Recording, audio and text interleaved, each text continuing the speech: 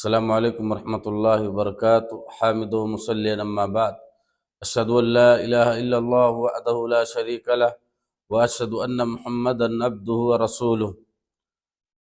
میرے بھائیوں اور عزیز ساتھیوں، آج کے اس حلقے اور درس میں آپ کے سامنے روزہ کن چیزوں سے ٹوٹتا ہے بنیادی طور پر ان کا تذکرہ کیا جائے گا، تاکہ ہم اور آپ اپنے روزوں کی حفاظت کریں، جس کے بارے میں اللہ تبارک و تعالیٰ نے فرمایا کہ روزہ میرے لیے ہے اور میں اس کا بدلہ دوں گا۔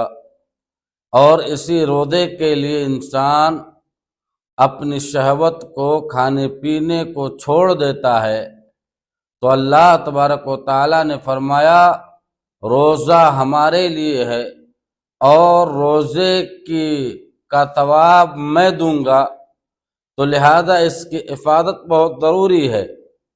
تو میرے بھائیوں، روزے کی حالت میں اگر کوئی انسان جمع کر لیتا ہے یا کسی بھی طریقے سے اپنے جسم کے ذریعے سے یا کسی بھی انداز سے منی کو خارج کرتا ہے یا اسی طریقے سے جان بوجھ کر کھا اور پی لیتا ہے اور بدن سے خون نکلواتا ہے حجامہ وغیرہ کے ذریعے، یا جان بوجھ کر الٹی کر دیتا ہے، تو اس سے اس کا روزہ باطل ہو جاتا ہے۔ اور شریعت کے اصولوں میں سے، تعلیم میں سے یہ ہے کہ اس سے انسان کا روزہ باطل ہو جاتا ہے، ٹوٹ جاتا ہے۔ تو لہذا میرے بھائیوں، ان تمام چیزوں سے ہمیں اور آپ کو بچنا ہے، جس سے ہمارا روزہ نہ ٹوٹے اور روزے کا ثواب ہمیں ملے۔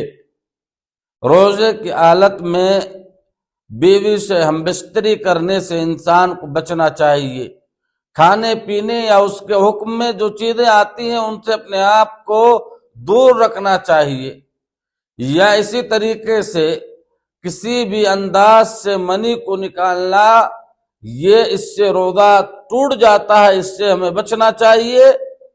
اور الٹی کرنا، گلے میں ہاتھ ڈال کر، گلے میں انگلی ڈال کر الٹی کرنا جان بوجھ کر، اس سے روزہ باطل اور ٹوٹ جاتا ہے۔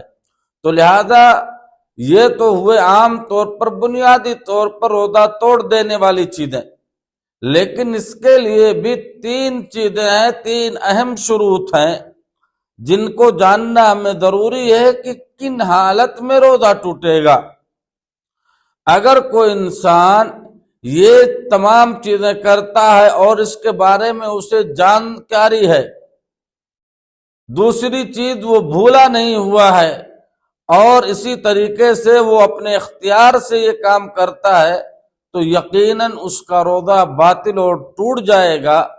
میرے بھائیوں اور دوستوں، ہمیں اپنے روزوں کی حفاظت کرنی چاہیے۔